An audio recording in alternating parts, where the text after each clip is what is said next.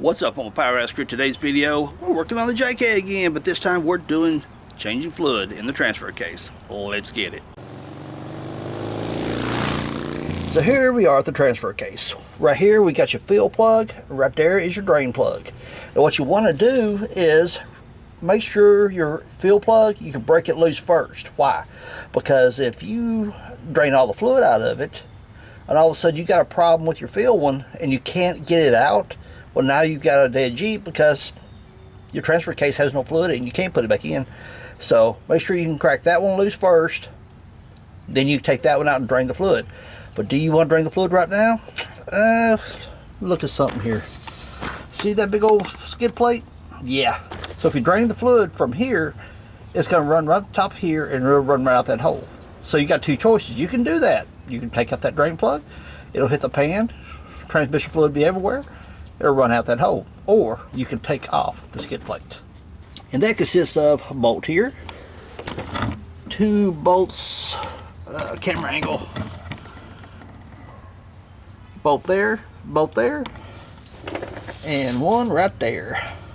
So I'm going to go ahead and drop the skid plate so I don't make a major mess. The 18mm, take them out. Now I suggest get your breaker bar, which I've already done this. We'll go around and get them all good broken loose. That way when you put the ratchet to it, it's a lot easier. Or unless you've got a really long-armed ratchet. But breaker bar, 18mm, get all four of them broken loose, switch to a ratchet, make life a lot easier.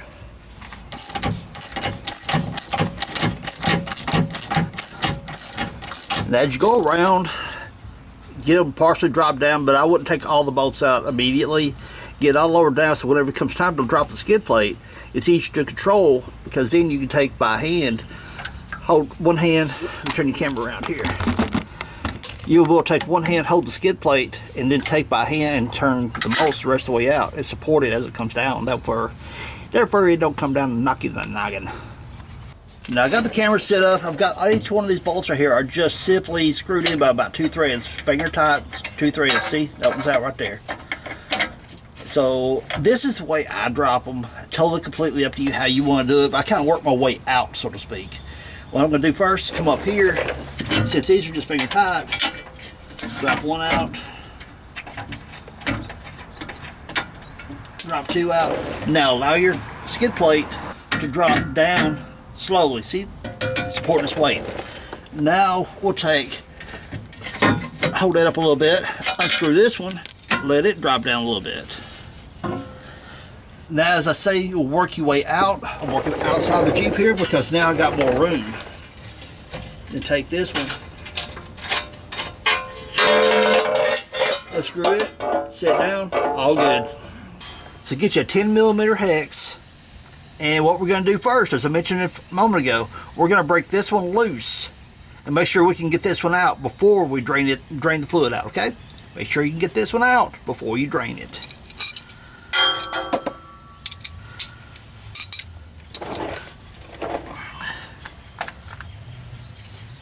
Look at that, sweet and easy.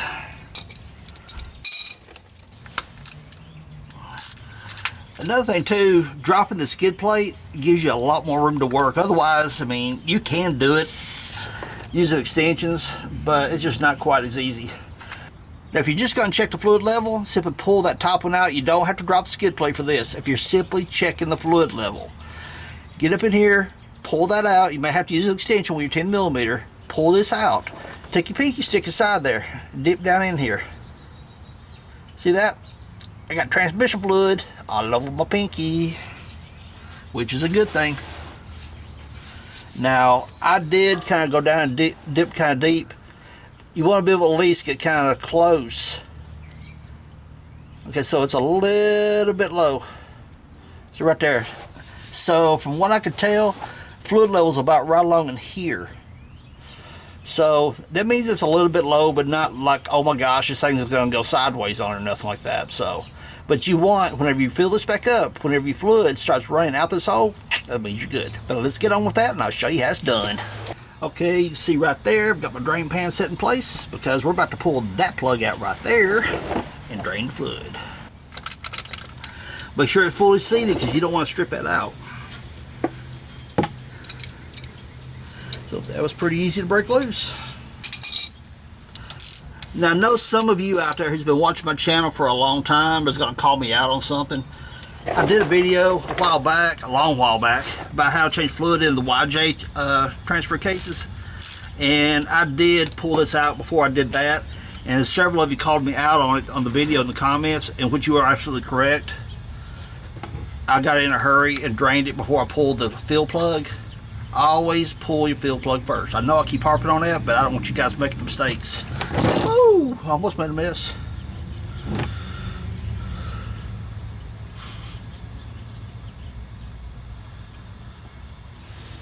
Almost completely missed my drain pan.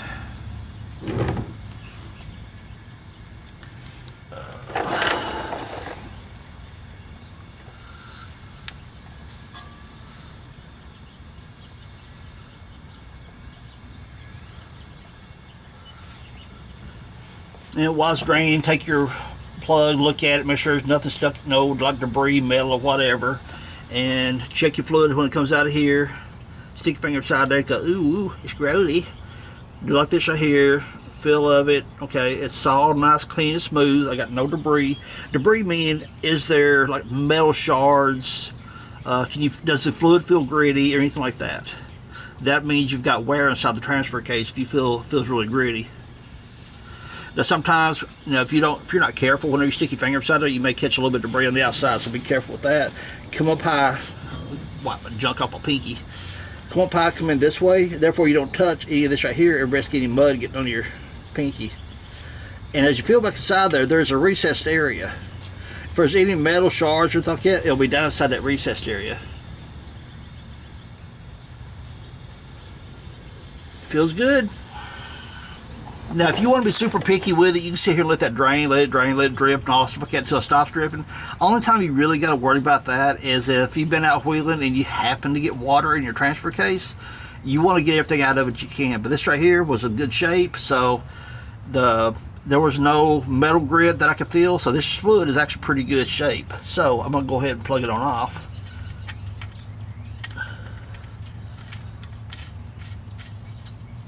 And tighten it up. And when you tighten it up, you don't have to get all He-Man crazy tight on it, okay?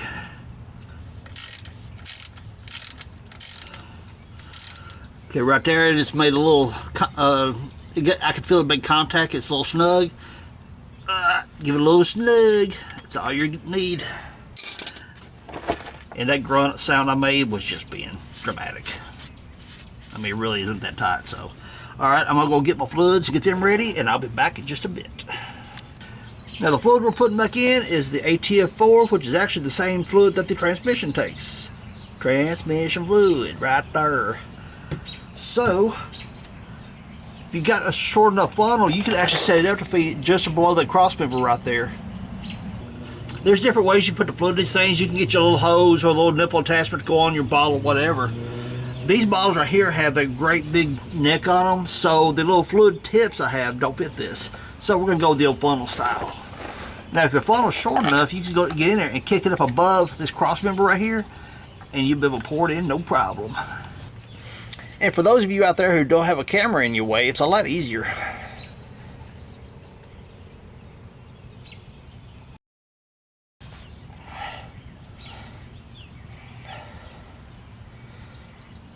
As you can just see, okay, so I got to pick the funnel up a little more.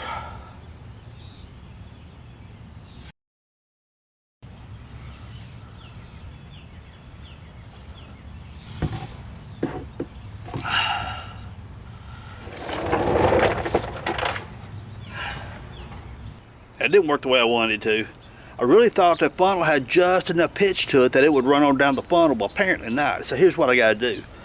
I'm going to take those big mouth bottles, pour it in this smaller bottle here that has a smaller neck on it, and I got those little spouts that fits into this. Make life a lot easier.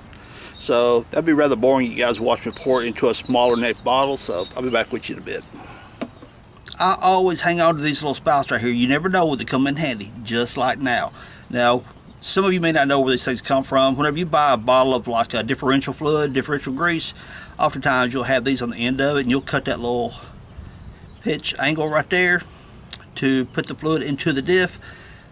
hang on to these right here, clean them up real good, and they are absolutely priceless, because now I can take the small neck bottle, screw that onto there, and now that will get the fluid in the transfer case. Let's do it. And now let's get that failed experiment out of the way. Oh, now we get our bottle, get up in here. Now you can also get the little hand pumps and do this too. It works really well, but guess what? I've got one somewhere and I don't know where it's at, and I don't feel like looking for it because it's going to be getting dark soon and I'm running out of daylight. So there you go. And I still got to put the front cover back on the diff. I just painted it where I took the fluid, cleaned it out. Now those of you who's wanting a video on changing fluid to the front differential of a JK, it's the same thing as a YJ. So I'll link that video up where you guys can check it out.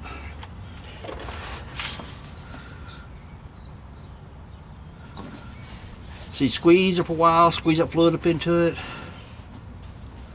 Then you burp the bottle. I mean, you take and reshape the bottle to back to its factory shape, and squeeze another batch in. Ah, and there we go. We're empty now. Okay, so now I gotta go get another bottle of transmission fluid, pour the big mouth bottle into the little mouth bottle, and do this all over again. This takes about 2 1/4 quarts or something like that, but you'll see definitely 2 quarts, and when we start putting the other quart into it, you'll see it run out this right here. That's when you know you're full. So I'm gonna go get the other quart and fill this thing up. Here we go, quart number 2. Tilt it, rotate it, and squeeze it in there.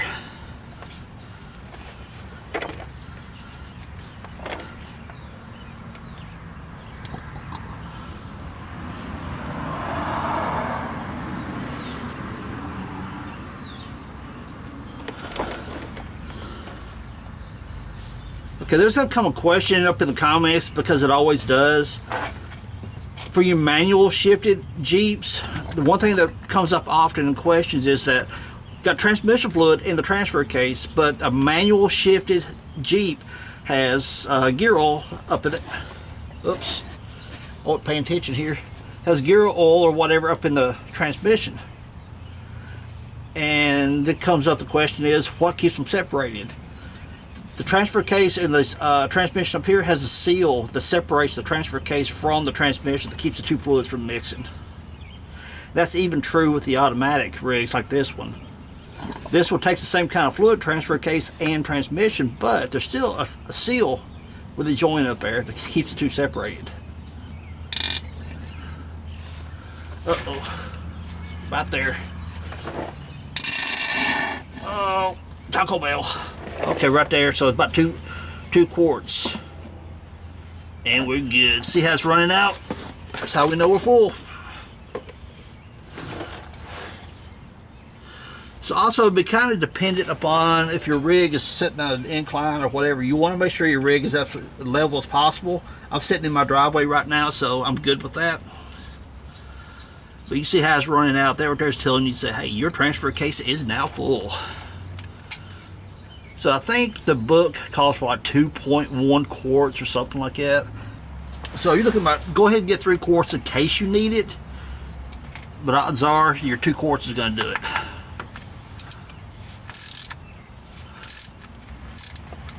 And right there, I can feel it's starting to get tight.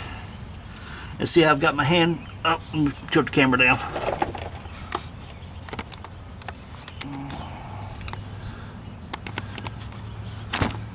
I see I've kind of got my hand. I don't have the, the Popeye grip where I'm going to really put the crank to it. As soon as you feel it start getting tight, just take your hand, just a little nudge like it right there. I mean, I'd like put, if I had to put a torque wrench to it, it probably put about 5 pounds to it or something like 5, maybe 10 or something like that. There is a torque spec for that. I don't know what it is, and I've never done it. I just know I've done it so many times, I kind of know the feel. Wipe off all your drips so you're not leaving a trail anywhere, and you are good to go. We just changed fluid in a transfer case. Yay! I mentioned a moment ago I was changing the grease and front differential, so I thought I'd give you guys a little shot of this. I'm not going to make a complete video on how to change fluid at the front diff, because I've actually got other videos for that, and I'll tag them up so you guys can check them out. But you can see right here, we just got spider gears. This is an open front diff. And if it were a Rubicon, it'd have a front locker. People who put lockers into them, but it's just a lunchbox locker. This whole center chunk right here will look like a big cylinder inside there if it's a lunchbox locker. Some of your automatic lockers replace the whole assembly right here. Ring gear goes on the carrier for like Detroit lockers and stuff like that. Kind of different animals, but I don't know. I thought I'd just gotta give you guys a little peek real quick. Now that I'm done with the transfer case, I'm going to put this thing together now. Well, Power House Crew, did you guys get a little education out of that? If you did, hit that thumbs up, subscribe if you haven't, leave us cool comments down below. Now remember, remove that top fill plug first before you take out the bottom drain plug. And as I said, the only thing that does for you is to let you know that it's safe to take out the drain plug, because for whatever crazy reason you can't get that fill plug out, you don't want your transfer case empty of fluid. So take out the top fill plug first. If you're good to go there, take out your drain plug, drain the junk out of it, then fill her back up like I showed you. So thumbs up, subscribe if you haven't, and leave us cool comments down below. Peace. Later, y'all.